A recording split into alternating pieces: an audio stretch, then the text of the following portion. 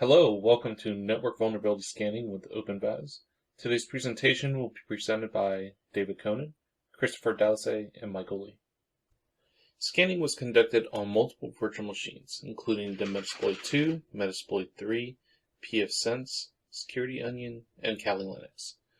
OpenVAS itself was installed on a separate VM on a CentOS 8 virtual machine. We were able to scan itself using an external IP, and which allowed us to have minimal resources.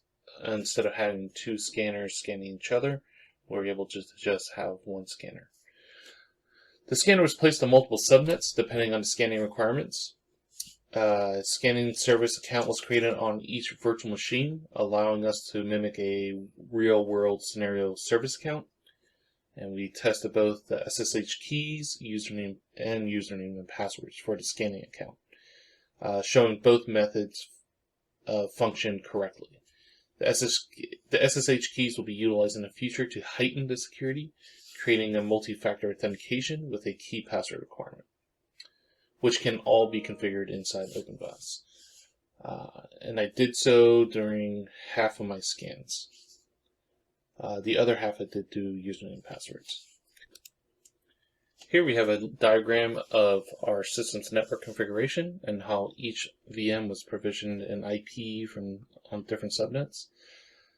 We can see that all the security VMs or resources were in one stack and the sandbox VMs were in another. And they all have different subnets. This diagram also shows you that the OpenVAS, even being on different subnets, is behind the firewall's protection.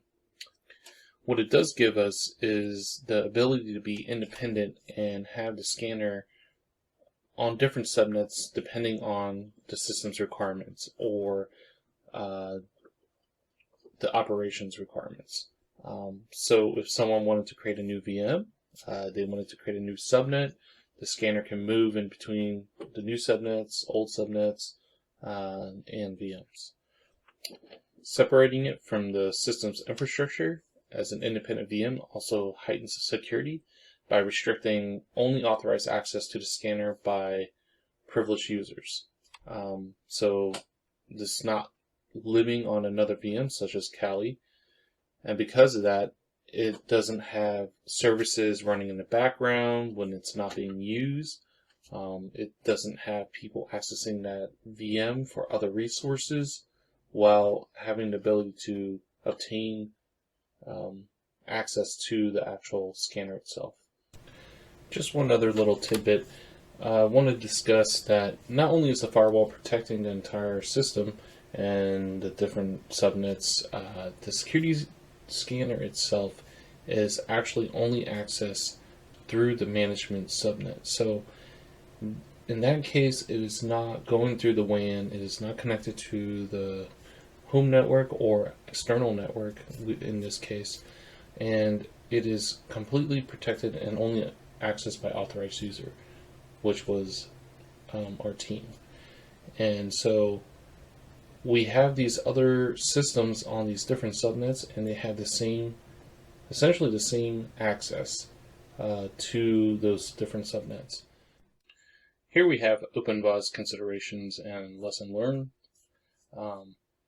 pfSense was a constant factor due to being our DHCP servers, so it was always up and running. This required 3 VMs to run at all times, meaning the scanner, the firewall, and the VM that I was scanning. This, however, did require more resources given to the systems for the scanner, but in my opinion seemed to be the most secure. The firewall itself gave us a bit of a blocker with the ICMP not being enabled by default. You can enable this through the configuration or through firewall rules. Unfortunately, this opens up your firewall to ICMP flood or DOS attacks, and this is not the most ideal or recommended solution. So we had the scanner be configured as considered alive, which bypasses the ping test or the ICMP test to the actual VM that is trying to scan, and it will just continue to execute the scan regardless of the ICMP. Credential scan information was checked at the log section for each VM that was scanned. We were returned login via SSH failed equals false, login via SSH equals successful equals true. This was checked on each VM, and there were other returns, but this is the one we like the best. Here we wanted to show you a bit of our security presence on this system. It is quite high. It's actually extremely high in our opinion. And here we have some denial of service, some Java issue, our login, passwordless login. As you can see, they're pretty extreme. They do come from Metasploit 2 and Metasploit 3, as these are the most severe that you're seeing right here. And we chose the top 10, which we will review further in the slide deck. Now we'll go into our OpenVAS scan results. We're going to talk about our top 10 vulnerabilities.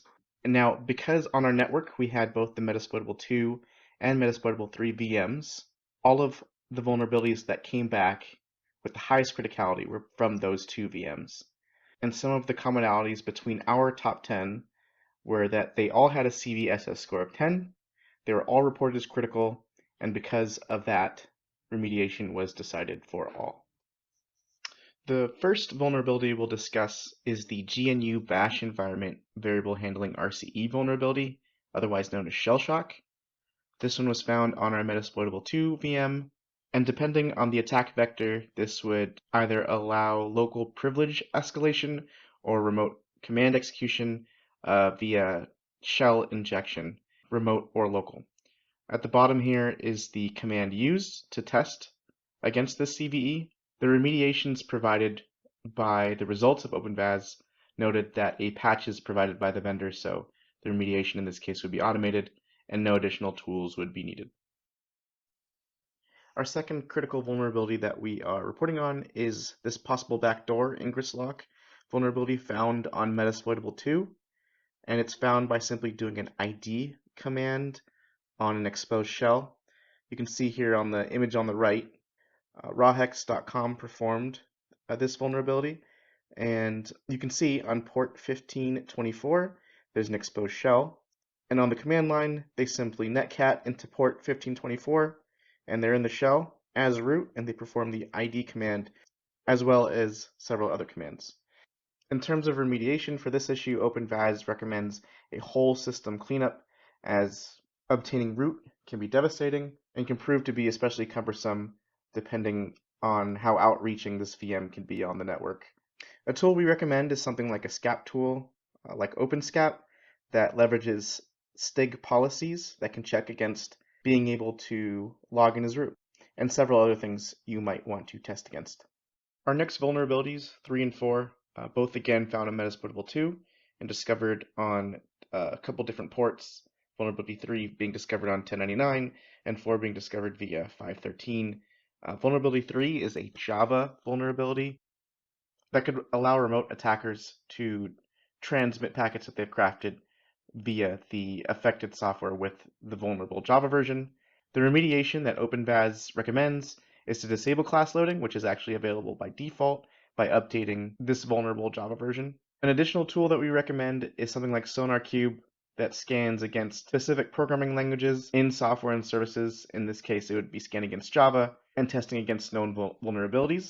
Vulnerability 4 is an rlogin vulnerability, and this is just reporting that rlogin should not be used as a service, as it can potentially allow root access without a password, and it also exchanges data via clear text, like passwords. The remediation is disabling rlogin and using the more secure alternative SSH, and a tool we recommend leveraging would be something like Nmap to scan other machines that are potentially also using the rlogin service. The fifth vulnerability we'll be talking about is our first one that we'll be mentioning for Metasploitable 3, and is a Microsoft Windows vulnerability. This particular one had a bunch of CVEs listed, and I think there were too many to put on this page, but it allowed things like remote code execution, it allowed attackers to elevate their privileges, and it allowed for the server being vulnerable to DOS attacks. As all of the CVEs that are responsible for these vulnerabilities are addressed in a Windows Server update, the remediation recommended by OpenVAS is just to perform said update, and no additional tools are needed. Our sixth vulnerability is a Microsoft Windows HTTP.sys remote code execution vulnerability, that was found on Metasploitable-3. An attacker can execute remote code through a specifically crafted HTTP request that a user can initiate by going to an infected website. The remediation for this is to perform a Windows security update through Windows Updater or by running the file that's listed on the slide. More information about this exploit can be found on Microsoft's website through the bulletin MS15-034. Our 7th vulnerability was discovered on Metasploitable-3 within Microsoft's Internet Explorer. This exploit had 2 publicly known and 58 privately reported vulnerabilities within Internet Explorer versions 6 through 11. The exploit allows an attacker to execute remote code through a specifically crafted website that users access and allows the attacker to gain current user rights. A couple of examples of how an attacker can exploit these known vulnerabilities is through error handling when negotiating certificates of secure sessions and improper validation of certain permissions within Internet Explorer. The recommended remediation to fix this vulnerability is to install a cumulative security update through Microsoft's updating software. Additional information about this vulnerability can be found on Microsoft's website through Microsoft Bulletin MS14-035. Our 8th vulnerability was also found on Metasploitable-3. The Microsoft Windows Print Spool Remote Code Execution vulnerability, also known as Print Nightmare, allows an attacker to execute remote code as the NT authority/system user using a carefully crafted DLL file. This DLL file would be located on a network system and be accessed through a user trying to install a network printer to their local system. Additionally, for this exploit to work, the affected system would have to have the print spooler service running locally. The remediation for this would be to update the vulnerable system using Windows Security Updater via Windows Update. More information can be found about this vulnerability in CVE-2021-36958. Our 9th vulnerability was discovered on Metasploitable-3. Microsoft Windows kernel mode drivers remote code execution found multiple vulnerabilities contained within the kernel mode drivers. A couple ways an attacker can exploit this vulnerability is through a privilege escalation found in Windows USB drivers, and also through remote code execution exploits that are made possible from a user visiting a malicious website. This exploit has been found to affect multiple versions of Windows. The recommended remediation for this vulnerability is to update the vulnerable system using Windows Updater. Multiple CVEs were discovered that can provide more information about this vulnerability. Our 10th vulnerability was found on Metasploitable-3. It's the Microsoft.NET Framework Privilege Elevation vulnerability. This exploit takes advantage of a vulnerability found in the .NET Framework remoting feature. An attacker can exploit this vulnerability to elevate their privileges by sending specially crafted data through the remoting feature. Though this is not a widely used feature within the .NET Framework, it is a critical update that needs to be addressed due to the nature of the ability to elevate privileges by an attacker. The remediation recommendation is to update the vulnerable system using Windows Updater. More information can be found about this vulnerability on Microsoft Security Bulletin MS14-026. Even after discovery and mitigation of the top 10 vulnerabilities discussed in this presentation, the overall security risk is still considered in a critical state due to the amount of vulnerabilities found within Metasploitable 2 and 3. Though we want to note that Metasploitable 2 and 3 were purposely left vulnerable for this exercise.